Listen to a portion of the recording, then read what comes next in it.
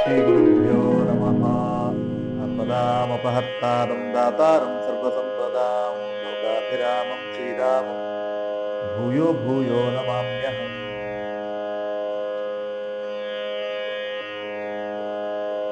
ಮುಂದಿನ ಪದ್ಯವನ್ನ ನೋಡೋಣ.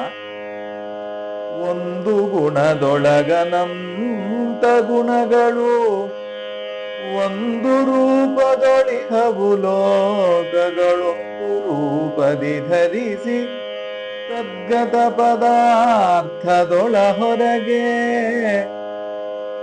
ಬಾಂದಳದ ಮೋಲಿದ್ದು ಬಹು ಪೆಸರಿಂದ ಕರೆಸುತ್ತ ಪೂರ್ಣ ಜ್ಞಾನಾನಂದಮಯ ಪರಿಪರಿ ವಿಹಾರವ ಮಾಡಿಸುವ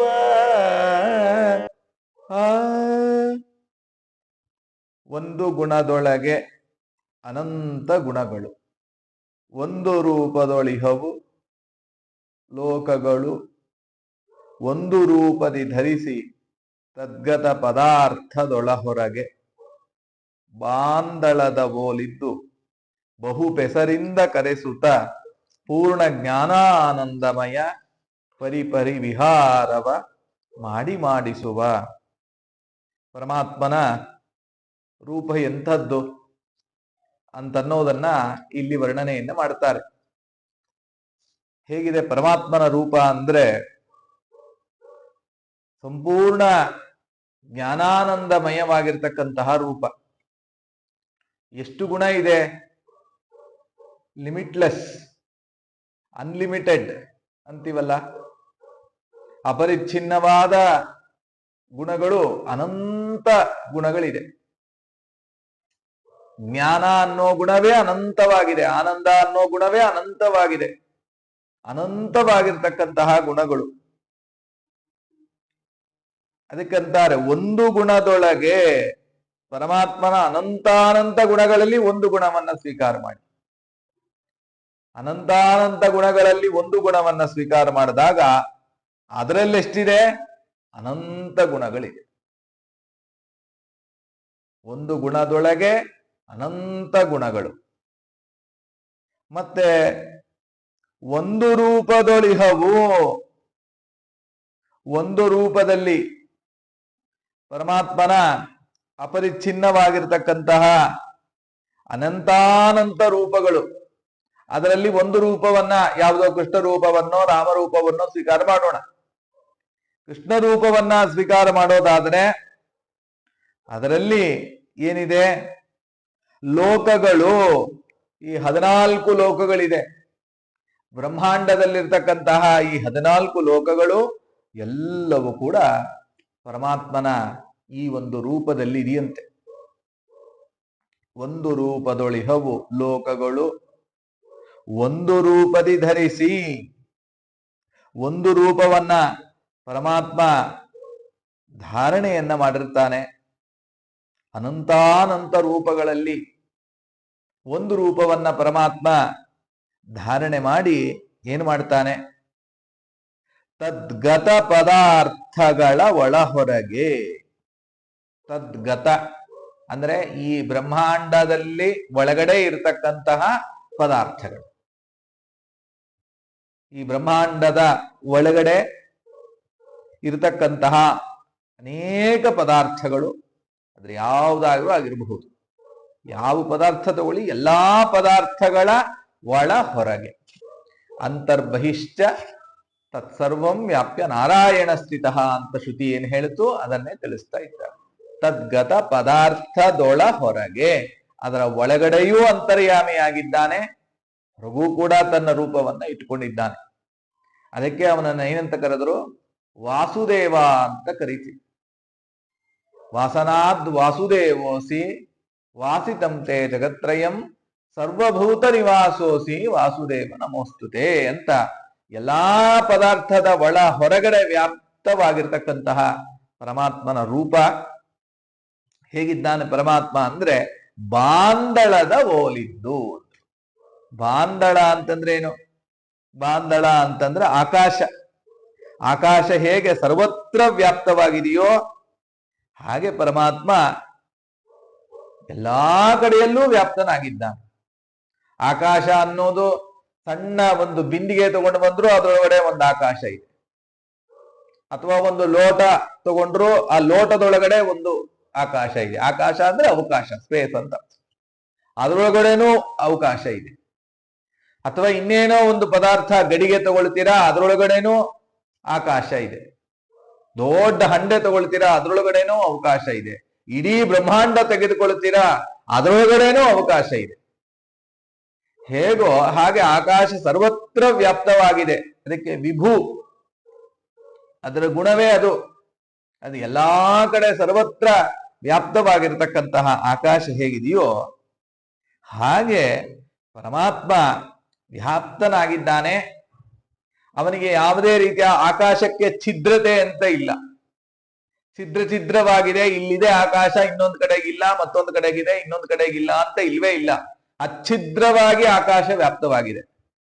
ಅಷ್ಟೇ ಅಲ್ಲ, ಆಕಾಶದ ಸಂಪರ್ಕ ಪದಾರ್ಥಕ್ಕೆ ಬಂದರೂ ಕೂಡ ಪದಾರ್ಥಗಳ ಸಂಪರ್ಕ ಯಾವತ್ತೂ ಕೂಡ ಆಕಾಶಕ್ಕೆ ಆಗುವುದಿಲ್ಲ. ಆಕಾಶ ಯಾವತ್ತೂ ಕೂಡ ನಿರ್ಲಿಪ್ತವಾಗಿರುತ್ತೆ.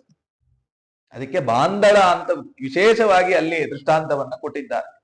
ಯಾವತ್ತೂ ಪರಮಾತ್ಮ ಜೀವರಾಶಿಗಳಲ್ಲಿ ಪರಮಾತ್ಮ ವ್ಯಾಪ್ತನಾಗಿದ್ರು ಕೂಡ ಅವನು ಸದಾಕಾಲ ನಿರ್ಲಿಪ್ತನಾಗಿರ್ತಾನೆ. ಯಾವ ತರ? ಆಕಾಶದಂತೆ ಇರ್ತಾನೆ ಅಂತ ಬಾಂದಳದ ಬೋಲಿದ್ದು ಬಹುಪೆಸರಿಂದ ಕರೆಸುತ್ತಾ ಆ ಅಧಿಷ್ಠಾನ ಎಲ್ಲಿ ವ್ಯಾಪ್ತನಾಗಿರ್ತಾನೋ ಆ ಅಧಿಷ್ಠಾನದ ಹೆಸರೇ ಅವನಿಗೆ ಬಂದ್ಬಿಡುತ್ತೆ. ನಾಮಾನಿ ಸರ್ವಾಣಿ ಯಮಾವಿಶಂತಿ ತಮ್ಮೈ ವಿಷ್ಣುಂ ಪರಮ ಉದಾಹರಂತಿ ಅಂತ ಆಚಾರ್ಯರು ಭಾಷ್ಯದಲ್ಲಿ ಇದನ್ನ ತಿಳಿಸ್ತಾರೆ. ಎಲ್ಲೆಲ್ಲಿ ಪರಮಾತ್ಮ ವ್ಯಾಪ್ತನಾಗಿದ್ದಾನೋ, ವಿಷ್ಣು ಅಂತಂದ್ರೆ ಅದೇ ವಿಶಲ್ರು ವ್ಯಾಪ್ತವು ಅಂತ ಧಾತು, ಎಲ್ಲಾ ಕಡೆ ವ್ಯಾಪ್ತನಾಗಿದ್ದಾನೆ ಪರಮಾತ್ಮ.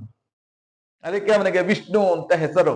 ಎಲ್ಲೆಲ್ಲಿ ಯಾವ್ಯಾವ ಅಧಿಷ್ಠಾನದಲ್ಲಿ ಅವನು ವ್ಯಾಪ್ತನಾಗಿದ್ದಾನೋ ಅದೇ ಅವನಿಗೆ ಹೆಸರು. ಘಟದಲ್ಲಿ ವ್ಯಾಪ್ತನಾಗಿದ್ರೆ ಅವನನ್ನ ಘಟ ಅಂತಾನೆ ಕರಿಬಹುದು. ಕಲಶದಲ್ಲಿ ವ್ಯಾಪ್ತನಾಗಿದ್ರೆ ಅವನನ್ನ ಕಲಶ ಅಂತಾನೆ ಕರಿಬಹುದು, ಏನು ತಪ್ಪಿಲ್ಲ.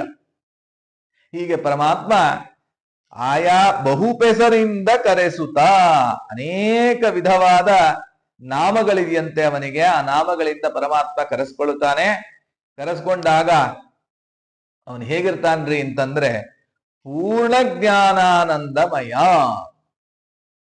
ನೋಡಿ, ಅವನು ವ್ಯಾಪ್ತವಾಗಿರ್ತಕ್ಕಂತಹ ಅಧಿಷ್ಠಾನ ಇದೆಯಲ್ಲ, ಅವನು ಎಲ್ಲಿ ವ್ಯಾಪ್ತನಾಗಿರ್ತಾನೋ ಆ ಅಧಿಷ್ಠಾನ ಅದು ಕಡಿಮೆ ಆಗಿರಬಹುದು, ಅಂದ್ರೆ ಅದು ಅಲ್ಪವಾಗಿರಬಹುದು, ಅಥವಾ ಅದರಲ್ಲಿ ಅನೇಕ ದೋಷಗಳಿರಬಹುದು.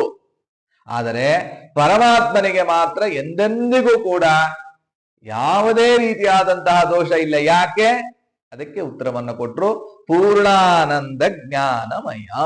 ಪೂರ್ಣವಾದಂತಹ ಜ್ಞಾನ, ಪೂರ್ಣವಾದಂತಹ ಆನಂದ, ಎಲ್ಲವೂ ಪೂರ್ಣ. ಇವತ್ತು ನಾವು ಎಲ್ಲದರಿಂದಲೂ ಅಪೂರ್ಣರು.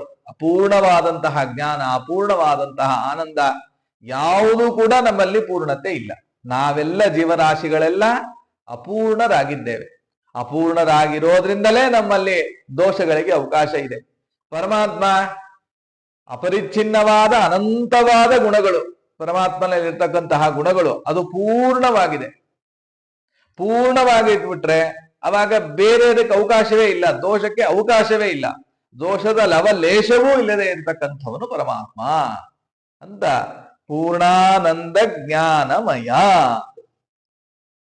ನಮ್ಮಲ್ಲಿರ್ತಕ್ಕಂತಹ ಆನಂದ ಅಪೂರ್ಣ. ನಮ್ಮಲ್ಲಿ ಪರಮಾತ್ಮ ವ್ಯಾಪ್ತನಾಗಿದ್ರು ಕೂಡ ಅವನು ಹೇಗಿದ್ದಾನೆ?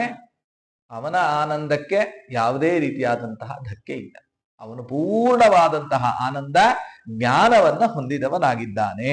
ಪೂರ್ಣ ಜ್ಞಾನಾನಂದಮಯ ಪರಿಪರಿ ವಿಹಾರವ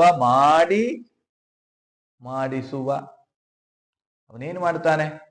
ಪರಿಪರಿ ವಿಹಾರವ, ಅನೇಕ ವಿಹಾರ ಅಂತಂದ್ರೆ ಲೀಲೆ, ಅನೇಕ ವಿಧವಾದಂತಹ ಲೀಲೆಯನ್ನ ಪರಮಾತ್ಮ ಮಾಡಿಸ್ತಾನೆ. ತಾನು ಮೊದಲು ಮಾಡ್ತಾನೆ, ಜೀವರಾಶಿಗಳ ಕೈಯಲ್ಲಿ ಅದನ್ನ ಮಾಡಿಸ್ತಾನೆ. ಬಿಂಬರೂಪಿಯಾಗಿ ತಾನು ನಿಂತು ಮಾಡ್ತಾನೆ, ಜೀವರಾಶಿಗಳ ಕೈಯಲ್ಲಿ ಅದನ್ನ ಎಲ್ಲವನ್ನು ನಿಂತು ಮಾಡಿಸ್ತಾನೆ.